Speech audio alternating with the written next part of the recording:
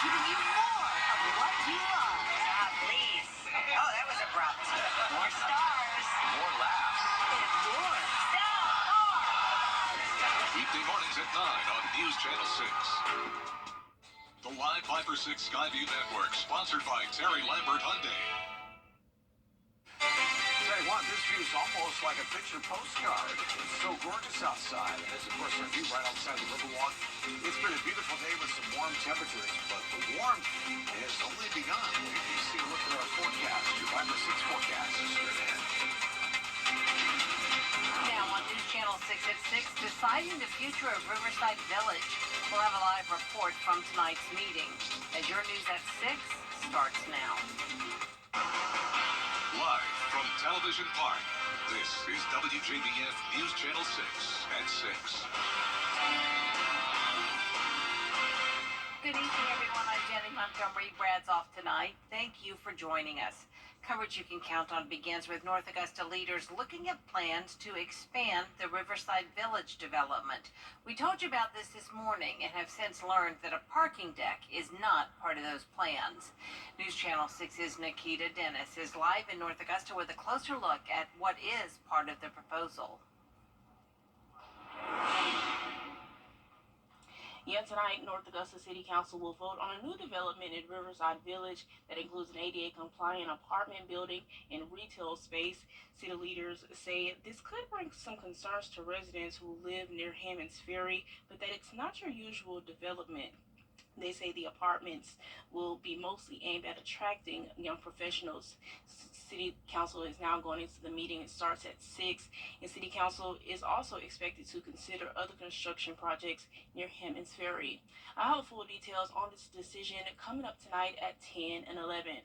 For right now, live in North Augusta, Nikita Dennis, WJBF, News Channel 6. Time now to take a check of the weather. For that, we turn to Chief Meteorologist Tim Miller. Jenny, absolutely beautiful today, and as it was all Masters weekend long, the warmest temperatures of the year thus far. All coming up in just a few minutes, Jenny. All right, thank you so much, Tim. The Augusta-Richmond County Library back open after a brief shutdown due to external pipe damage. Bria Smith spoke with library staff about what happened. Normally on Sundays, the library is open from 2 to 5 in the afternoon. The library staff member Deandra Blocker tells News Channel 6 they had to close early due to flooding that could have been contaminated water. Folks waited outside the building nearly an hour before doors opened at noon on Monday.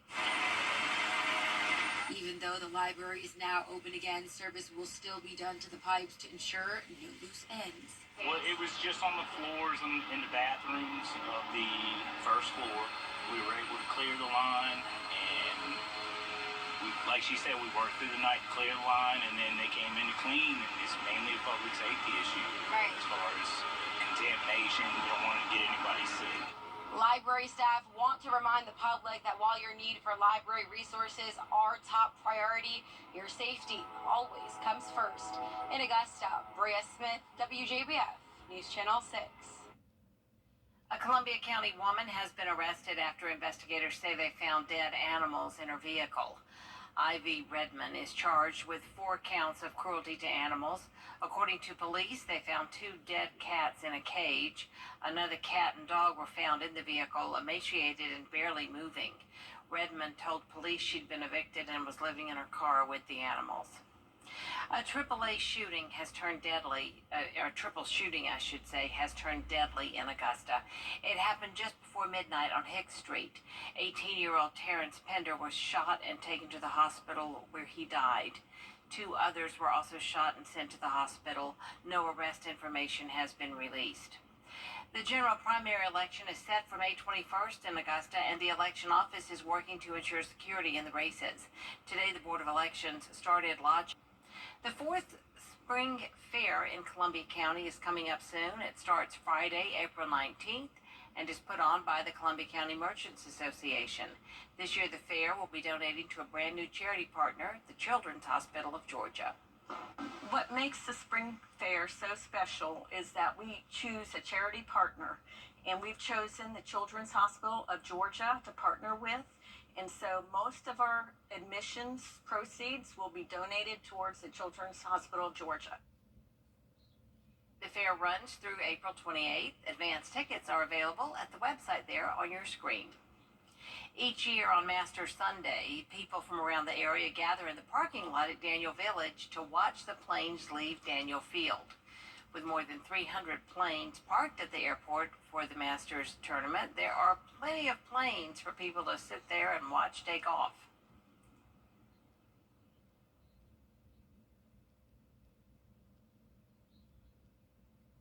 Well, we can let you know that today is the last day to file your taxes, but if you can't get them done, you still have another option. If you can't file by midnight, go to irs.gov and request an extension. It gives you an extra 6 months to submit your taxes. However, the extension is only for paperwork. If you don't make an estimated payment by tonight, your balance is subject to interest and monthly late penalty fees. We are talking about stroke risks and life-saving stroke treatments on the Next Jenny show. A nurse at Piedmont Augusta tells us why she was in the right place at the right time. Kenesha Sullivan had come out of breast surgery and was in the recovery room when the unexpected happened. And I had my friend with me, and she asked, "How are you doing?" I said, "I feel kind of queasy." So she called the nurse in, and when the nurse walked in, she said, "Hey, how are you doing?" And I went to tell her I'm feeling nauseous, and nothing came out. It was just garble. They called what we call a rapid response. So everyone responded. They took me to the ER. These are all of my coworkers and friends, so they're standing around, and I couldn't speak. I could hear and understand everything they were saying, but I just couldn't respond.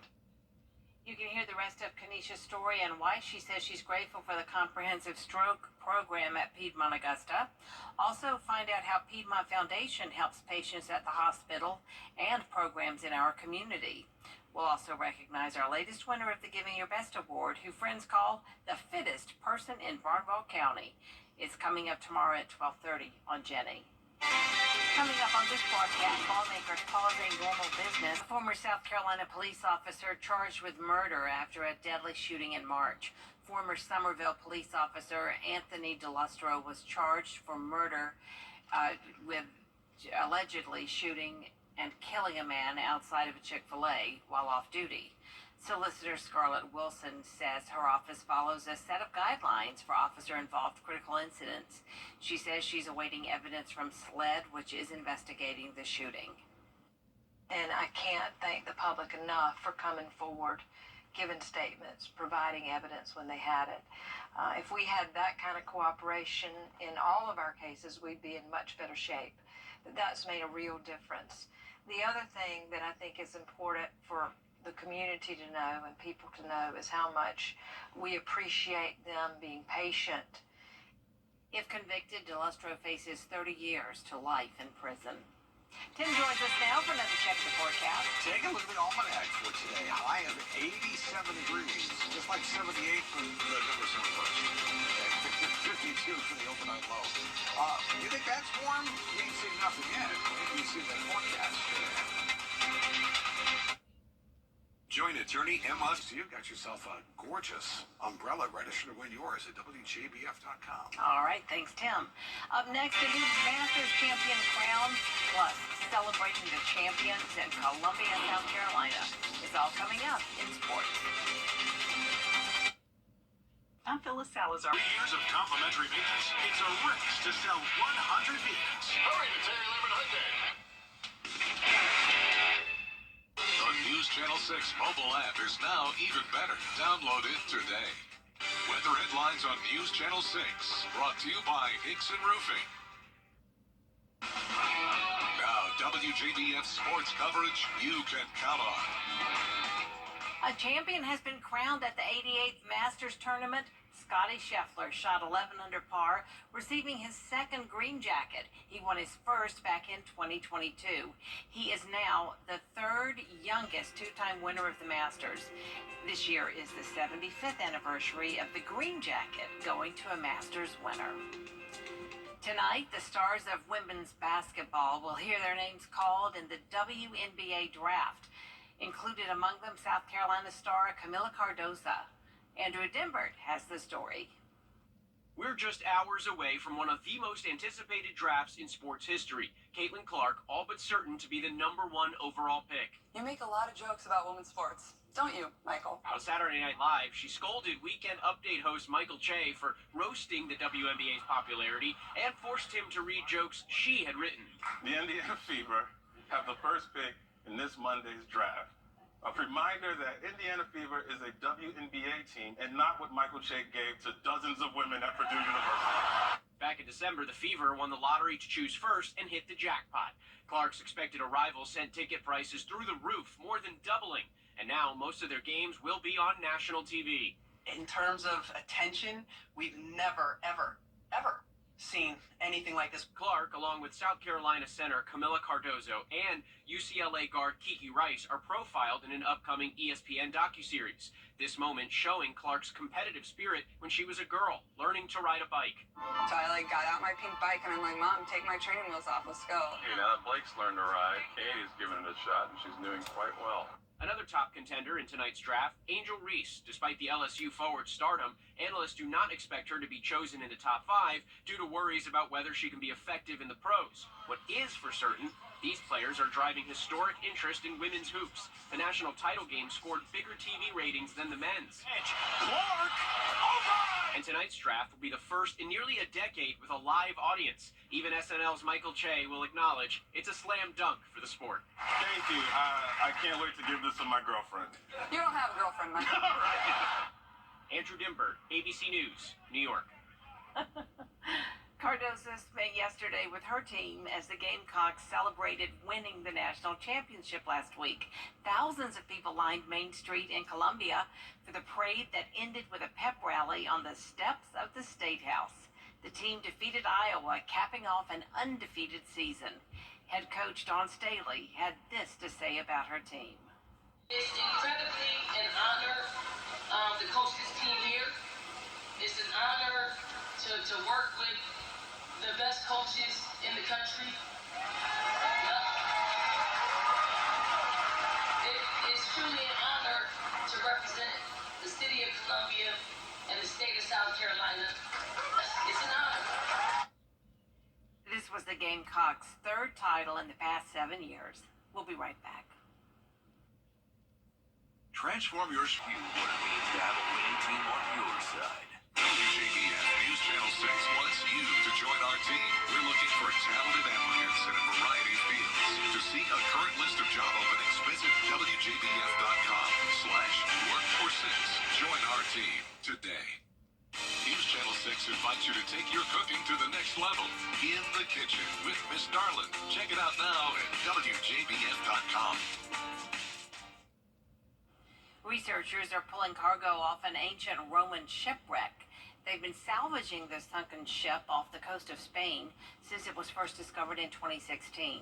During their most recent haul, divers removed 34 pieces of pottery and noticed some unique markings underneath. Some of the ship's planks have Roman numerals written on them.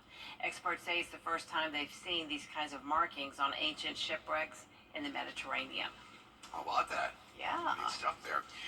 Forecast, pretty nice. 87 tomorrow. How about that? 84 on Wednesday with more clouds. Your eyes don't deceive you. I'm going to do 90 for Thursday and Friday.